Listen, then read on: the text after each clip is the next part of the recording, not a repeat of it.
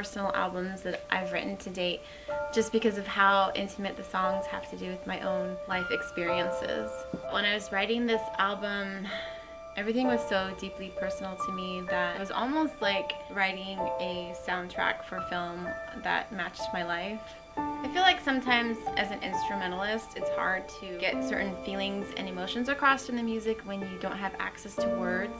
And it takes being in a place of being deeply connected to the emotion behind the music for that to really come across. Many of the songs on this album are personal fight songs for myself, and they come after what I went through for so many years in my life, which was struggling with body image and self-esteem, and also struggling with just loving myself and loving that person that I saw in the mirror. I never grew up feeling like I was super pretty or anything. I was always, kind of the music nerd. I never went to prom or hardly any dances for that matter. I never even had a boyfriend in high school. To be perfectly honest, I was really into my music and practicing and just really, really wanting to be the best that I could at my instruments.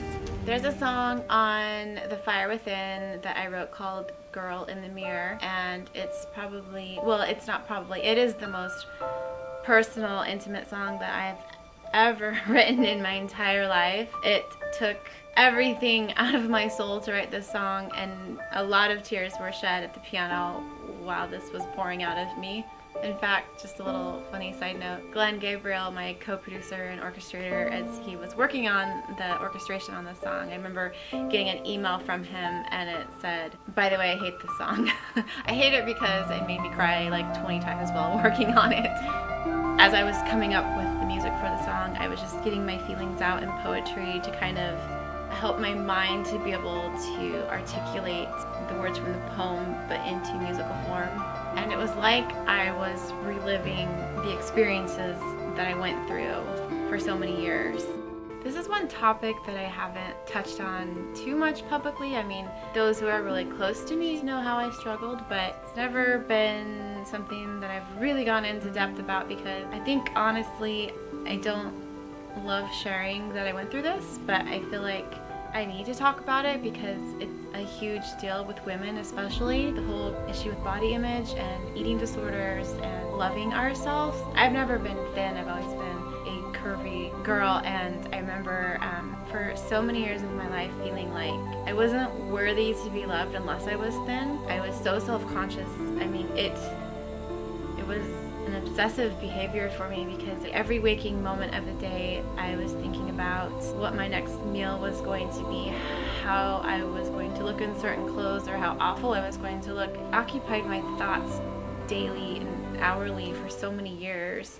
When I was in college, I developed an eating disorder, and at the time I didn't know that's what it was. I just thought I was trying to be healthy and take care of myself, but I was working out like 3 and 4 times a day, and I would feel guilty just for eating a meal. And that behavior didn't stop when I got married and had kids either.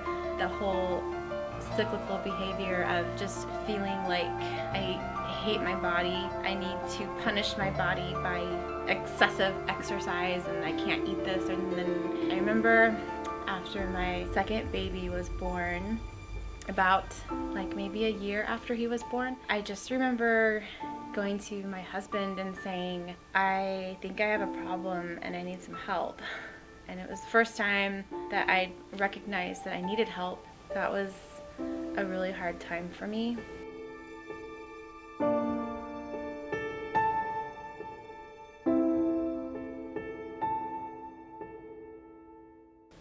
I ended up coming through this by visiting an eating disorder clinic and going through a 12-step program through my church, which helped immensely, and just a lot of prayer and support from my husband especially. Yeah, this whole image issue that I struggled with started even when I was as young as 12 years old. So it's been 30 years of struggling with this, and it's only been, within the past few years that I feel like I've finally come to a place where I know how to handle it better. It took that long for me to just finally love myself and look in the mirror and be accepting of myself no matter what size I was, no matter the scars, all of the flaws that we look at ourselves and tear ourselves apart for. So hard to talk about, even though I struggled with this for so many years. It's a really old, deep wound, and I still have to work hard at it. If I could tell my younger self and other younger girls and women out there to just love yourself and don't feel like you have to be like someone else. Just be yourself. Be who you are meant to be. Everyone is beautiful in their own way. You are beautiful in your own way. Writing that song for me, it felt almost like a healing process in itself. I guess my prayer would be is that this song will help heal someone else out there who maybe is going through something similar. Just know that you're beautiful. That's my message, and that's what this song is about. So the poem that I wrote when I was writing Girl in the Mirror, I just wanted to share that with you. The girl in the mirror looking back at me, imperfect and scarred, is all I see. Years of hate and breaking down, always wondering if she'll drown. In a sea of doubt, so high, so rough, she gasps for air.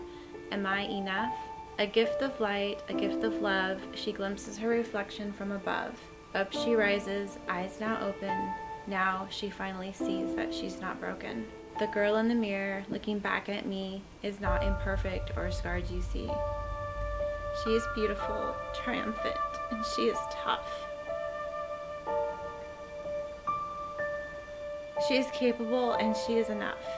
The girl in the mirror is finally free. The girl in the mirror is me.